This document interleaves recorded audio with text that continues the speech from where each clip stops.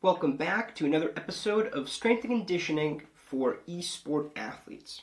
I'm Strength Coach Freeman, certified strength and conditioning specialist through the National Strength and Conditioning Association, and a certified personal trainer through the American College of Sports Medicine. Here's another video talking about soft tissue work for the hands in preparation for the playing of esports, but also training for esports. So, as I've talked about earlier, a complete training session should have four components or four phases. Right? The first step is going to be your soft tissue work, working on myofascial trigger points, correcting these things.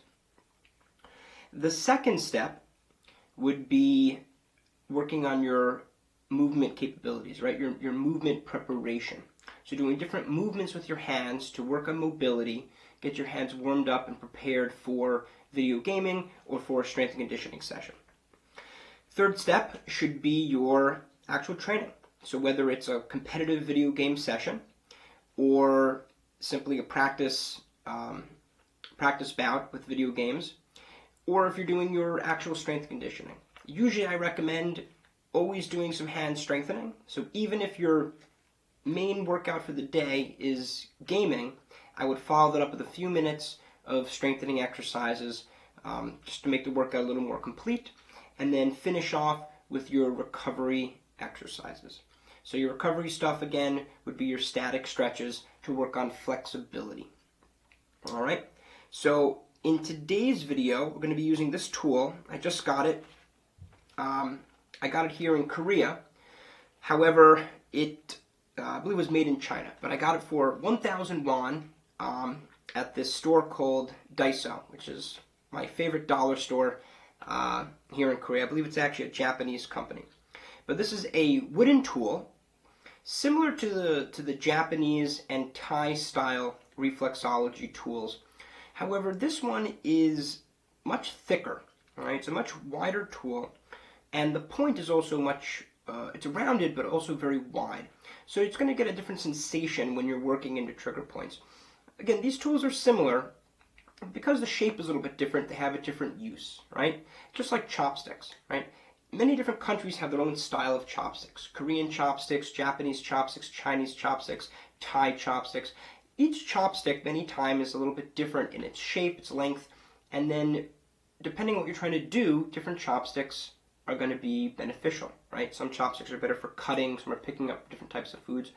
So the same idea with these different soft tissue devices.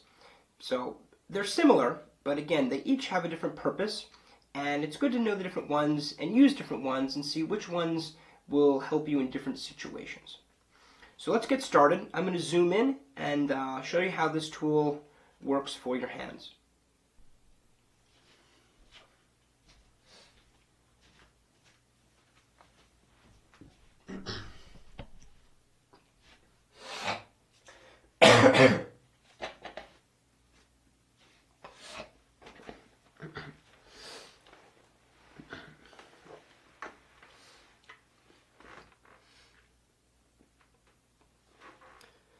Okay, so here's a close-up of this tool right here.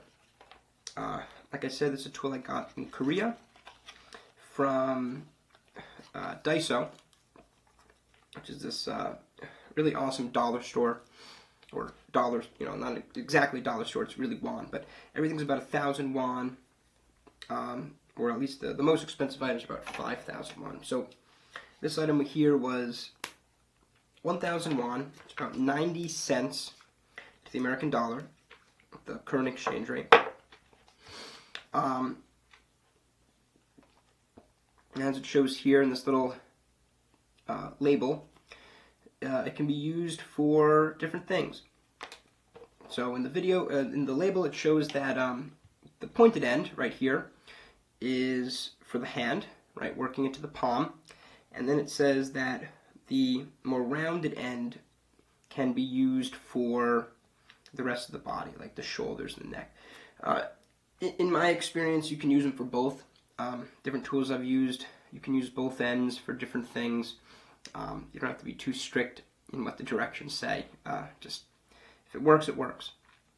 So to go into this video, this tool is much thicker, much wider than some of the previous tools that we've talked about in previous videos. But the mechanism of how to use it is pretty much the same. There's different trigger points throughout the hand. Usually, again, I like to work from the outside, kind of into that meaty part of the hand.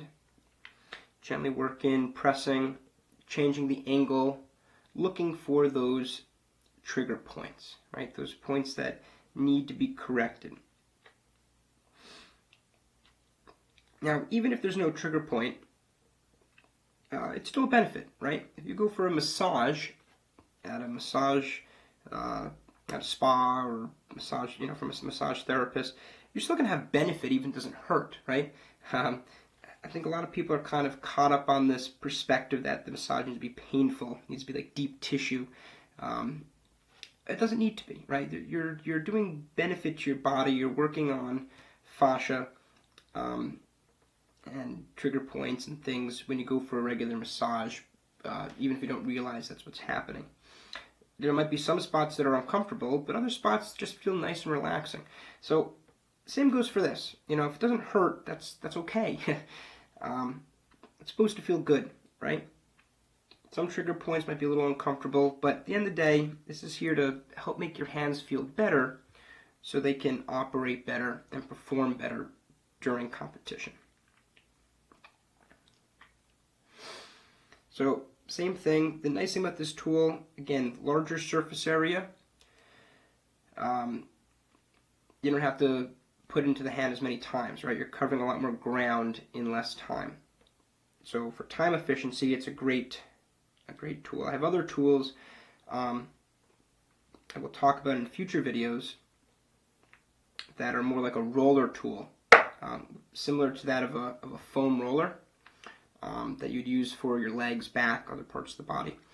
But again, it's a larger tool, more surface area, and you get a big part of the hand at once.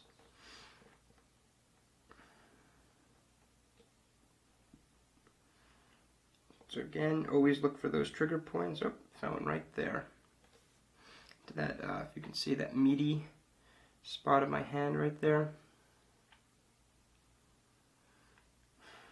So again, 3 to 5 breaths.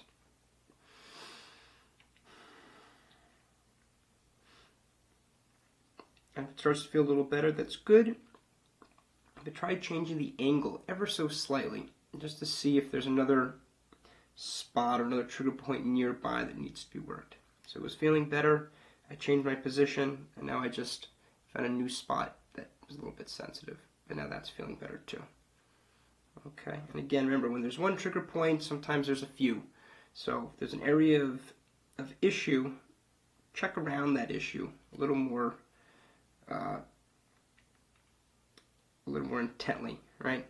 If you're walking in the mountains and you find gold, you might want to dig in that area, see if you can find some more, kind of deal. Okay.